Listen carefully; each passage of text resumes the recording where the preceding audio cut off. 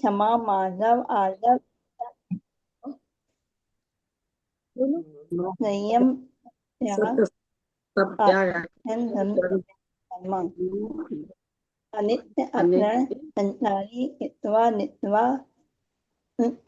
आश्रम संबंध निजरा लोक मोदी दुर्लभ लोक मोदी दुर्लभ धर्मान लोक मोदी दुर्लभ धर्मानु तत्वानु चिंतन अंतरिक्ष अब है मार्गेत पर नोड़व्या नहीं मार्गेत संबंध निजरा पर नोड़व्या पर है है अपने पिपासा तोड़ दस मतलब दस मतलब नागन अरती इतरी जल्या नित्या नित्या सैया आलोक मद यातना लाभ लोग लाभ लोग मल मल तत्कार संस्कार प्रज्ञा अज्ञानी आदर्शनम सूत नाम रहा है सदमत बीत रहा है बीत रहा है यो तत्वदर अब एक आदत जिने बादल सांप्राय सर्वे अब ज्ञाना मरणे प्रज्ञा ज्ञाने दर्शना दर्शना मोह अंतरा है यो दर्शना लाभो चारित मोहे नाहन अरति इत्री मिथद्या आत्नो यातना सत्कार संस्कारे अब है वेदनीय सीता एकादयो भाजयोग आत्मने और मित्रति अब सामाई सदोप स्थापना पर्याय विसंधि सांप्राय हाथी कार्यक्रम अब है हाथी कार्यक्रम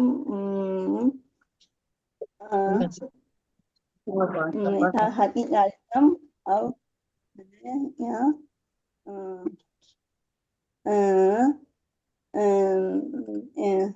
सामाई सदोप स्थापना पर्याय विसंधि सांप्राय सांप्राय हाथी कार्यक्रम अंतन अमोल व्यक्ति परिज्ञान अंतन अमोल व्यक्ति परिज्ञान लट प्रत्या ध्यानान काय नहीं ध्यानांतरम काय क्लेश महातप अब है महातप है अब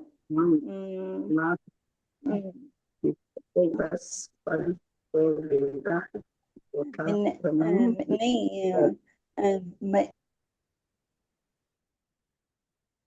चलिए मंगलाचरण के लिए सभी हाथ जोड़ लीजिए। नमो अरिहंताणम नमो सिद्धाणम नमो आयरियाणम नमो उवझायाणम नमो लोये सबसाहुणम मोक्ष मार्गस्य नेतारम वेतारम कर्म विव्रताम ज्ञातारम विश्व तत्वानाम वंदे तद्गुण लब्धये वंदे तद्गुण लब्धये। तत्वार्थ सूत्र जी महान ग्रंथ है, आचार्य उमा स्वामी द्वारा रचित। इस ग्रंथ का 9वां अध्याय चल रहा है। 9वें अध्याय में हम निर्जरा के संबंध में चर्चा प्रारंभ कर दी है हमने। इसके पूर्व जो संवर के बारे में हमने चर्चा की थी, उसमें संवर के कारण कौन कौन से हैं ये आपको बताना। संवर किन किन कारणों से होता है।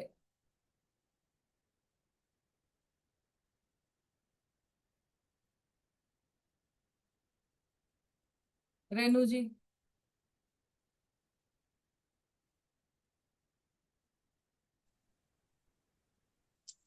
दीदी संवर जो है गुप्ती, समिति, दस धर्म, अनुप्रेक्षा और परिचय जय है, इन कारणों से संवर होता है।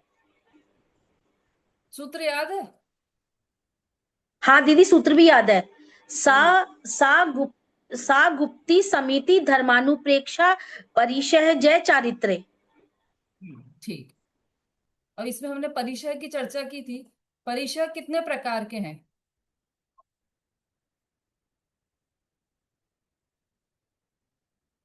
शोभा जी।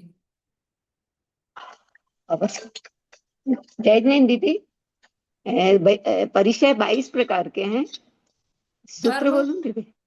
धर्म कितने प्रकार के हैं? धर्म 10 प्रकार के हैं। अनुप्रेक्षा कितनी है? 12 है, अनुप्रेक्षा 12 है। समिति कितनी है? समिति 5 है। गुप्ती कितनी है? गुप्ती 3 है। और चारित्र कितना है? चारित्र 5 है। चारित्र कौन कौन से हैं? सामायिक, स्थापना, परिहार, विशुद्धि, सूक्ष्म संप्राय और यथार्थात चारित्र, ऐसे 5 प्रकार के होते हैं। अब ये बताना है कि एक जीव को एक साथ कितने परिचय हो सकते हैं? अर्चना जी। दीदी, एक साथ एक जीव को 19 परिसर हो सकते हैं। एक जीव को एक साथ 19 परिचय, ठीक है, सही बोला है। मतलब एक से लेकर 19 पर, ऐसा भी हो सकता है, जरूरी नहीं कि 19 परिचय हो ही। एक परिचय भी हो सकता है, पर एक से लेकर 19 तक ही होंगे। ठीक है, सही है उत्तर आपका। अब जो कल हमने चर्चा की थी तप, तप की चर्चा की थी, तो बहिरंग तप कितने प्रकार का है और कौन कौन सा?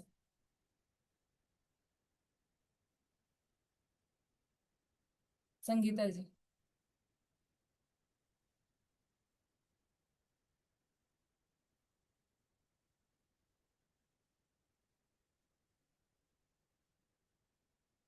ये अनशन, अमोदर्य, ये तो अंतरंग वाय तप है ना। हाँ, सन, अमोदर्य और वृत्ति परिसंख्यान, रस परित्याग, विभक्ति संयासन, काय क्लेश। ठीक है। अनशन, अमोदर मतलब वृत्ति परिसंख्यान, रस परित्याग, काय क्लेश और ठीक है, हो गए 5। अब इसमें से ये जो 5 प्रकार के तप हैं, उनमें से रस परित्याग का क्या अर्थ है?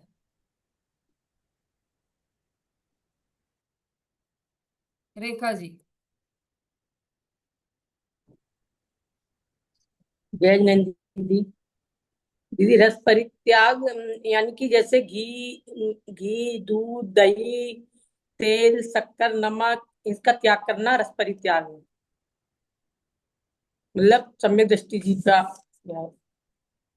हाँ, ठीक है, चलिए। अब अवमोदर्य तप का क्या अर्थ है? अनीता जी। ठीक है दीदी, भूख से कम खाना और हाँ एकासन करना और भूख से कम खाना। हाँ, दोनों दोनों आएंगे इसमें। दिन एकादशी मतलब दिन में एक बार आहार और भूख से कम आहार, ये दोनों आएंगे उसमें।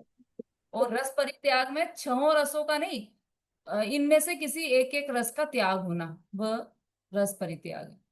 और विविक्त शय्यासन का क्या अर्थ है? कुंद प्रभा जी।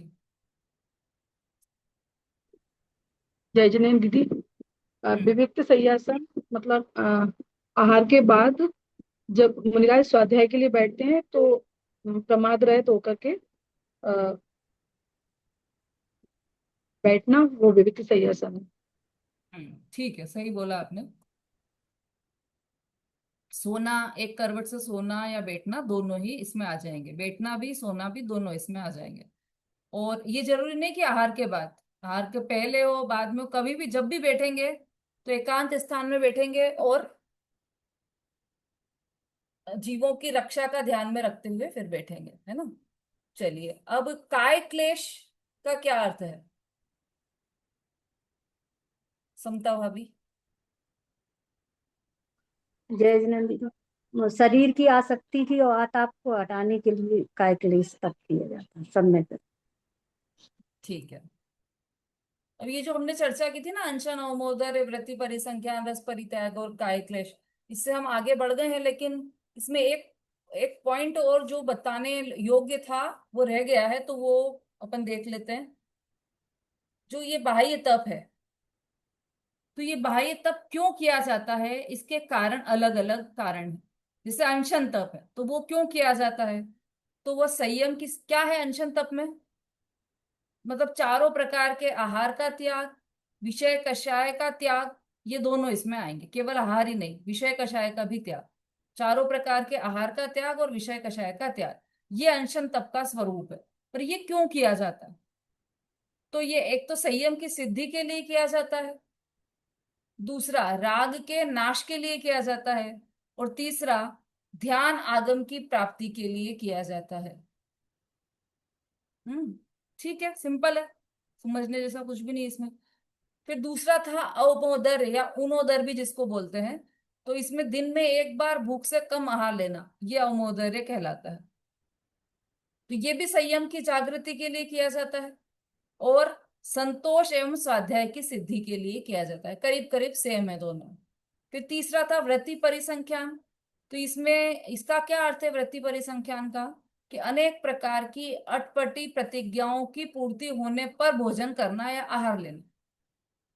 अनेक प्रकार की अटपटी प्रतिज्ञाओं की पूर्ति होना और पूर्ति होने पर आहार ग्रहण करना, ये है। तो इसका क्यों क्यों किया है ये वृत्ति परिसंख्यान क्यों किया है, तो आशा की निवृत्ति के लिए और परम संतोष की सिद्धि के लिए, ये दो पॉइंट इसमें बताए हैं, है ना। आशा की निवृत्ति मतलब ऐसी हम आशा भी नहीं लगा के रखें, आशा से निवृत्त हो जाए, तो आशा की निवृत्ति के लिए और संतोष की सिद्धि, परम संतोष की सिद्धि के लिए। मिलते जुलते हैं सब, आपस में बहुत ज्यादा अंतर नहीं है। देखिए अब विविक्त शय्यासन, इसका क्या अर्थ बताया, एकांत स्थान में सोना या बैठना। तो उसका वो क्यों किया जाता है विविक्त शय्यासन, तो बाधा रहित ब्रह्मचर्य स्वाध्याय ध्यान की प्रसिद्धि के लिए। मुनियों के तो दो ही काम कहे हैं, मुनि के तो कितने काम होते हैं। यदि समाज में कुछ ऊंच नीच हो जाए, तो वो आपस में दो परिवारों में झगड़ा हो जाए, तो वो उनमें सुलह कराने का कार्य भी मुनि का है। या फिर समाज में धर्मशाला बनवाना हो, तो वो कार्य भी मुनिराज का है। या फिर नए नए मंदिर बनाना, वो कार्य भी मुनिराज का है। ऐसा बिल्कुल भी नहीं है, इनमें से एक भी कार्य मुनिराज का नहीं। क्या कार्य फिर मुनिराज के, दो कार्य हैं मुनिराज, एक ध्यान और एक अध्ययन, बस दो ही कार्य चलते हैं मुनिराज के जीवन में। या तो वो ध्यान कर रहे होते हैं या फिर अध्ययन कर रहे हो, बस तीसरा कोई काम नहीं है उनका, कुछ भी काम नहीं है। समाज से बिल्कुल कट है, गृहस्थियों से बिल्कुल कट है, तभी तो वह जंगल में जाकर निवास करते हैं। यदि गृहस्थियों के कार्य, समाज के कार्य उनको कराना हो, तो फिर वो जंगल में क्यों जाएंगे, जंगल में इसीलिए जाते हैं कि उनको एकांत चाहिए। और इसमें विविक्त शय्यासन में तो बिल्कुल मना किया, एकांत स्थान में ही बैठना, एकांत स्थान में ही सोना, ये विविक्त शय्यासन है। और क्यों करते हैं, तो एक तो ब्रह्मचर्य के पालन के लिए, क्योंकि एकांत में ही ब्रह्मचर्य का पालन होता है, मतलब बाधा रहित ब्रह्मचर्य का पालन होगा विविक्त शय्यासन से रहेंगे तो। और स्वाध्याय और ध्यान की प्रसिद्धि के लिए, स्वाध्याय और ध्यान की सिद्धि या प्रसिद्धि के लिए। फिर पांचवा है काय क्लेश, तो इसका क्या अर्थ था कि अनेक प्रकार के जो काय के कष्ट रूप तप हैं उनको करना, वो काय क्लेश, जिसमें काया को कष्ट होता हो, लेकिन केवल कष्ट देने के लिए नहीं करते हैं, भले कष्ट हो रहा हो काया को, तो जिसमें काया को कष्ट हो ऐसे तप करना, अनेक प्रकार के काया के कष्ट रूप तप करना, वो सब कहलाते हैं काय क्लेश। और ये क्यों किया जाता है, तो ये तो सुख विषयक आसक्ति कम करने के लिए, मतलब विषय में जो सुख बुद्धि अनादि से चली आ रही है, अब तो है नहीं मुनिराज के, लेकिन फिर भी उनकी उसकी आसक्ति कम करने के लिए ये किया जाता है काय क्लेश। और जिन धर्म प्रवचन की प्रभावना के लिए, प्रवचन प्रभावना मतलब जो सर्वज्ञ द्वारा कथित जिनागम है उसके प्रसिद्धि के लिए, उसकी प्रभावना के लिए ये तप, काय क्लेश तप किया जाता है।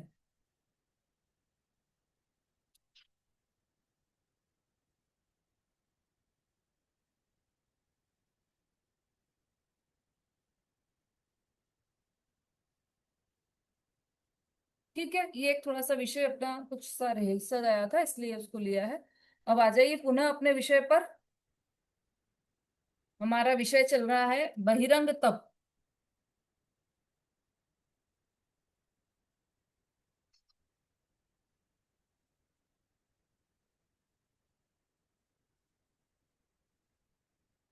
अच्छा, ये कल रह गया था शायद हमारा। हम बीच में तत्वार्थ मणि प्रदीप लिया था हमने, तो वो हो गया था क्या हमारा पूरा तत्वार्थ मणि प्रदीप में से? हो गया था। तो फिर अब वापस इसी पर आ जाइए, पेज नंबर 589, सूत्र 19 की जो टीका है उसके लास्ट में हम चल रहे हैं। तप के भेद किस लिए है, ये तप के भेद क्यों किए गए, अंतरंग तप और बहिरंग तप, ये सब भेद क्यों किए गए, तो इसका प्रश्न और उत्तर ये चलना है आज।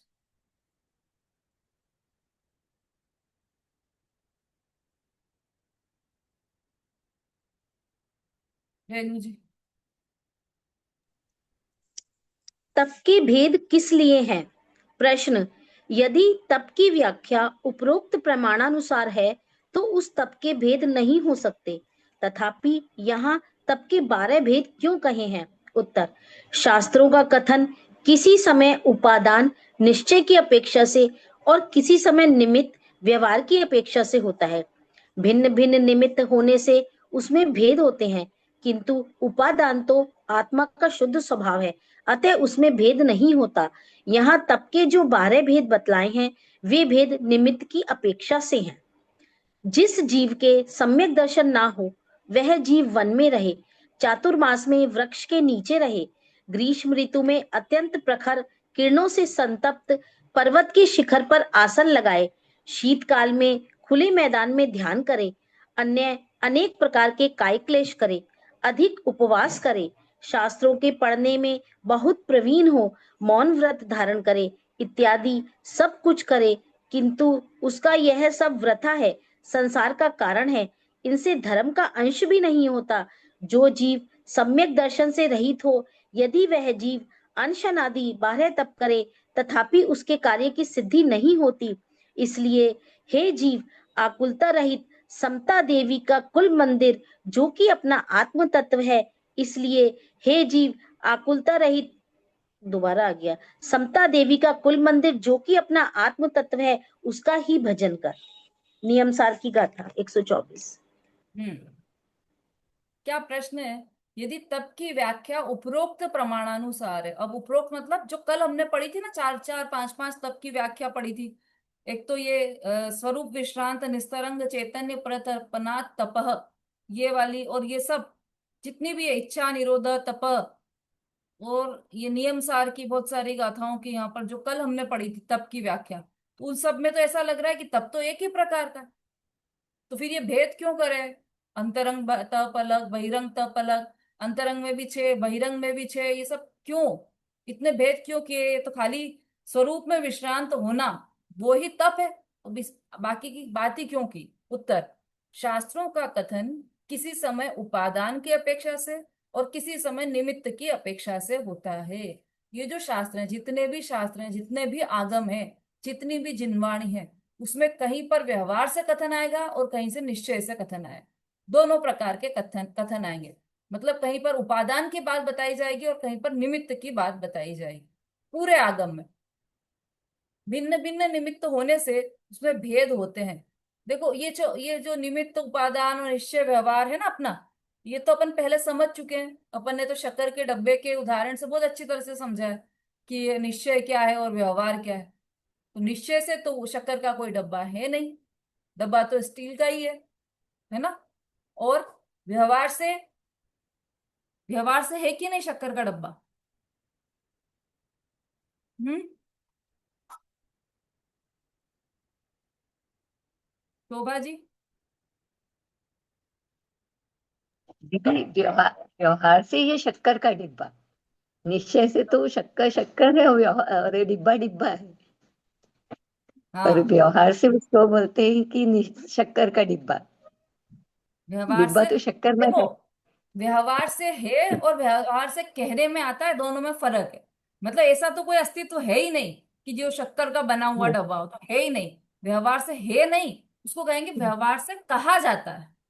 जिस हाँ डब्बे के सिखा दो। संयोग में शक्कर हो, उस डब्बे को व्यवहार से शक्कर का डब्बा कहा जाता है। तो इसलिए व्यवहार से कहा जाता है, ये शब्द डालना पड़ेगा हमें, है ना। तो निश्चय से तो है ही हम्म। नहीं, और व्यवहार से ऐसा कहा जाता है कि ये शक्कर। व्यवहार होता अवश्य है, पर व्यवहार सत्यार्थ नहीं है।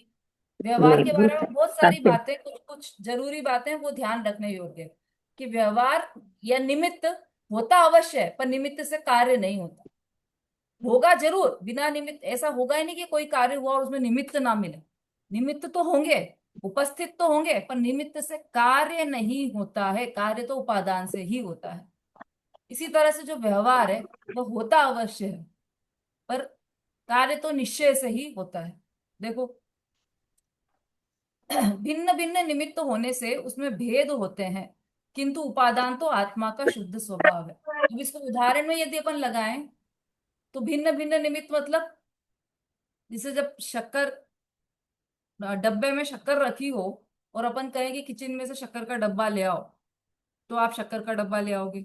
घड़े में शक्कर रख दी हो, तो कहेंगे शक्कर का घड़ा ले आओ। शक्कर का डब्बा ले आओ, शक्कर का घड़ा ले आओ, जबकि है वो मिट्टी का और स्टील का। दोनों ही शक्कर शक्कर से बने नहीं है। पर तो फिर आपने एक को घड़े का, जब दोनों ही शक्कर है, दोनों ही मतलब न तो मिट्टी है ना स्टील है, तो दोनों न तो डब्बा है ना घड़ा है शक्कर, तो फिर आपने ऐसा क्यों कहा कि शक्कर का डब्बा, शक्कर का घड़ा, ऐसा क्यों कहा? कि वो निमित्त की अपेक्षा से भेद किया। जिस निमित्त के संयोग में शक्कर है, जिस घड़े रूपी निमित्त के संयोग में शक्कर है, उसको शक्कर का घड़ा कहेंगे। जिस डब्बे रूपी शक्कर के जिस जो शक्कर डब्बे के संयोग में है, उसको शक्कर का डब्बा कहेंगे। तो निमित्त की अपेक्षा से तो भेद है, निश्चय से तो उपादान में तो कोई भेद नहीं है ना। ये यहाँ पर कह रहे हैं, भिन्न भिन्न निमित्त होने से उसमें भेद होते हैं, किंतु उपादान तो आत्मा का शुद्ध स्वभाव है, अतः उसमें भेद नहीं होता। निश्चय से तो यही बात है कि स्वरूप विश्रांत निस्तरंग चैतन्य के उत्कृष्ट प्रतपन को ही तप कहते हैं। निश्चय से तो ऐसी ही बात है।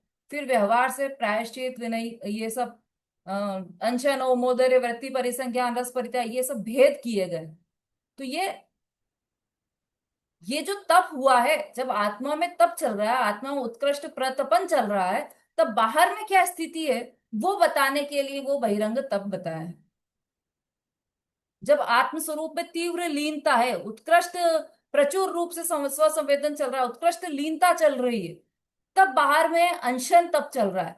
अनशन तब भी चल सकता है, अवमोदर्य तब भी चल सकता है, और अंदर में उत्कृष्ट लीनता हो, ऐसा भी हो सकता है। तो उस समय बाहर में क्या चल रहा है, ये मतलब उसके निमित्त में क्या चल रहा है, उसके साथ संयोग में क्या है, ये बताने के लिए भेद किया है। जैसे वहां भेद किया था ना, संयोग में घड़ा है तो घड़े, शक्कर का घड़ा, संयोग में डब्बा है तो शक्कर का डब्बा, ऐसा बोल दिया था। तो उपादान में तो कुछ अंतर नहीं है, लेकिन निमित्त में जिसके संयोग, उस समय जो जिस निमित्त का संयोग है, उसकी अपेक्षा से भेद किए गए हैं। समझ में आ गई होगी बात सबको? आरती जी, अब देखिए आगे।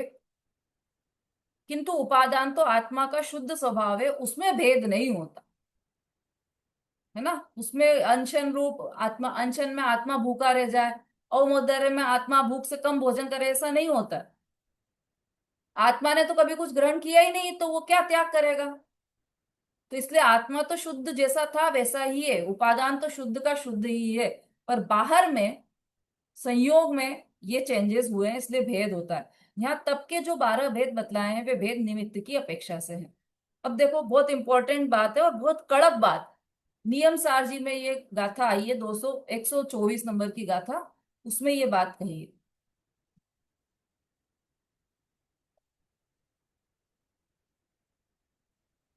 जिस जीव के सम्यक दर्शन न हो, वह जीव, थोड़ी सी मुश्किल लग सकती है बात, बहुत प्रश्न भी आ सकते हैं इस बात में, लेकिन ध्यान से समझना है इस बात को।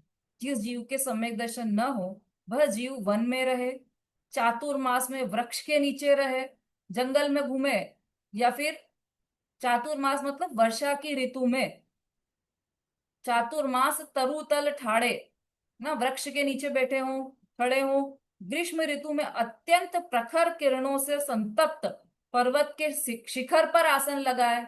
ग्रीष्म ऋतु शिखर के ऊपर, इसी के आधार से बना है वो भजन, इसी गाथा के आधार से।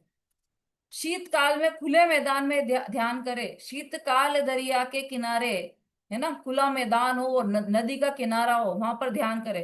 अन्य अनेक प्रकार के काय क्लेश करे, अधिक उपवास करे, शास्त्रों के पढ़ने में बहुत प्रवीण हो, बहुत सारे अंगों का ज्ञान हो, मौन व्रत धारण करे, इत्यादि सब कुछ करे, किंतु उसका यह सब वृथा है, संसार का कारण है। बोलो, गजब की बात है। जिस क्रिया को हम सर्वोत्तम मानते हैं वो यहाँ पर एक लाइन में कह दिया कि वो तो संसार का कारण है, इसमें इनमें धर्म का अंश भी नहीं होता। बोलो, गजब की बात है। कुंदकुंदाचार्य देव का कमाल है, देखो ये। जो जीव सम्यक दर्शन से रहित हो, यदि वह जीव अंशनादिक 12 तप करे तथापि उसके कार्य की सिद्धि नहीं होती। इसलिए हे जीव, आकुलता रहित समता देवी का कुल मंदिर जो कि अपना आत्म तत्व है उसका ही भजन कर।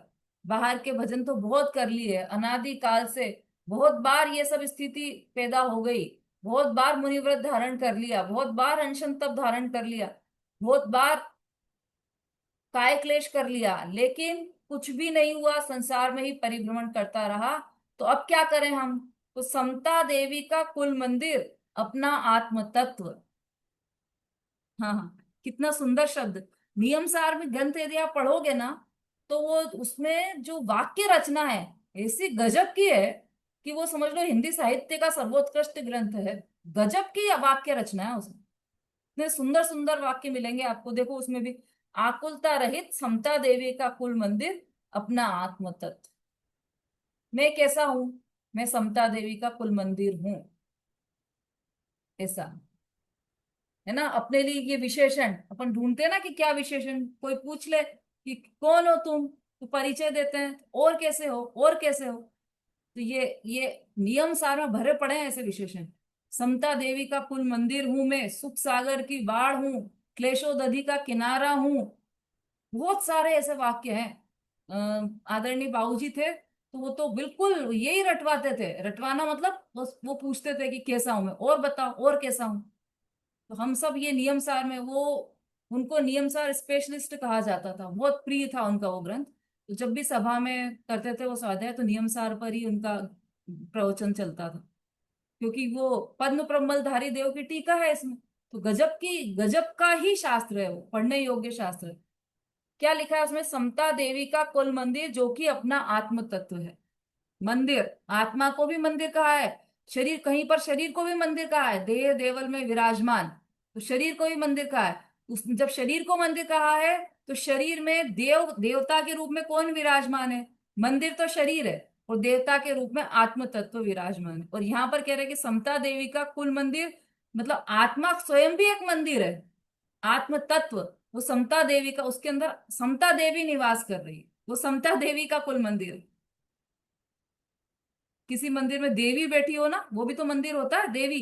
ये मैं ऐसा मंदिर हूं जिसमें देवी बैठी है, और कौन सी देवी बैठी है? समता देवी बैठी है, ऐसा मंदिर हूं मैं। कि क्या बात कर रहे हो आप? तो मना करते हो कि देवी, देवी ऐसी ऐसी देवी की कोई कोई देवी नहीं होती, किसी देवी के मंदिर में नहीं जाना। कि हाँ, किसी देवी के मंदिर में नहीं जाना, लेकिन ये इस देवी के मंदिर में तो ऐसा है कि वहीं रहो आप, निकलो ही मत। समता देवी का मंदिर है ये, आत्म तत्व। चलिए, इस पे तो जितनी चर्चा की जाए कम है, क्योंकि ये विषय ही ऐसा है। तप के भेद किस लिए कहे हैं, किस लिए हैं, ये वाली चर्चा हमने की यहाँ पर। अब ये सब बहिरंग तप की चर्चा की थी हमने। अच्छा, कोई प्रश्न है क्या किसी का?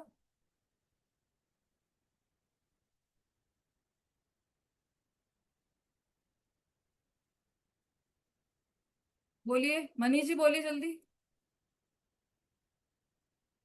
मैं दीदी प्रश्न नहीं था, पहले से एड्रेस था ये। हम्म। पहले बताने के लिए एड्रेस किया था, क्वेश्चन बोले थे ना ठीक है, आपने ठीक जब। है। अनुज जी भाई साहब बोलिए। दीदी दीदी मैं बोलूं?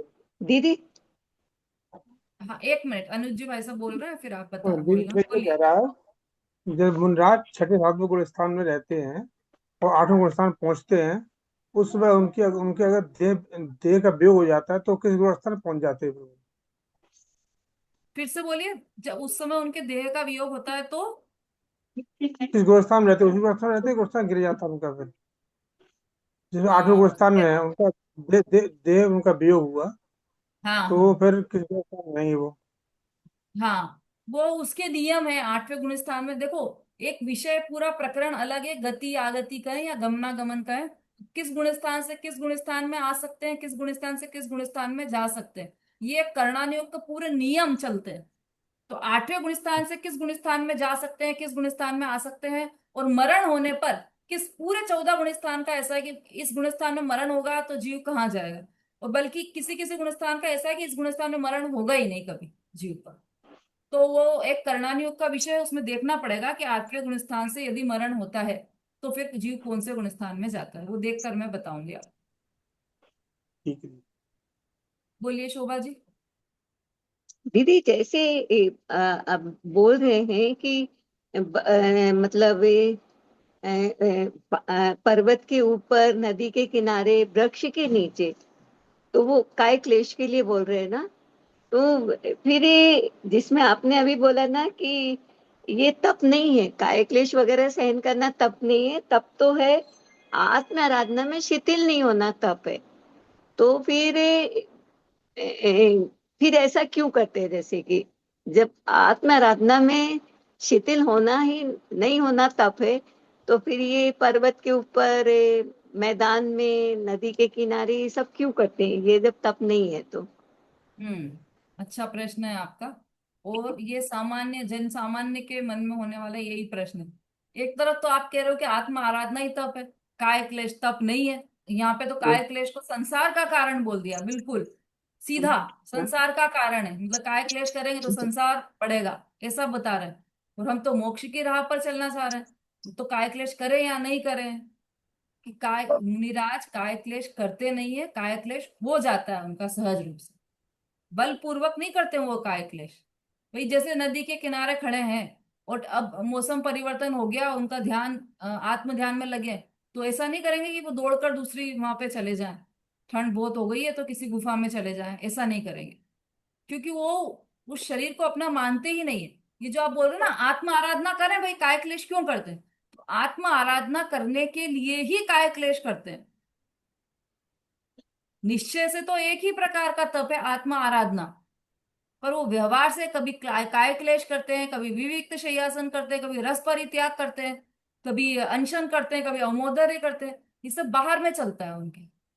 और ये सब भी आत्म आराधना के लिए, ले तप बढ़ावन हेतु नहीं तन पोषते तजी रसन को, तप को बढ़ाने के लिए वो सब कार्य करते हैं, जितने भी कार्य हैं। और तप क्या है, तो वो यही है, स्वरूप विश्रांत निस्तरंग चैतन्य प्रतपनात् तपः, ये तप है।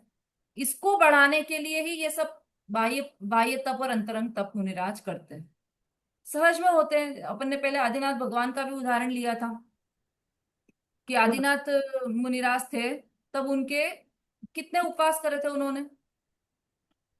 6 महीने तक उपवास किए, 6 महीने तक और आहार के हाँ लिए निकले, पर आहार नहीं मिला उनको। हाँ, तो जो 6 महीने, भाई जो आहार के लिए निकले तो वो तो विकल्प आ गया आहार का, तो हम उसको तो उपवास नहीं मान रहे हैं। लेकिन जो पहले के जो 6 महीने थे, जब उनको विकल्प भी नहीं आया आहार का, वो ज्यादा उत्कृष्ट थे कि जब विकल्प आ गया? देखो अच्छा, दोनों में तुलना करो आप। ऋषभ मुनिराज वही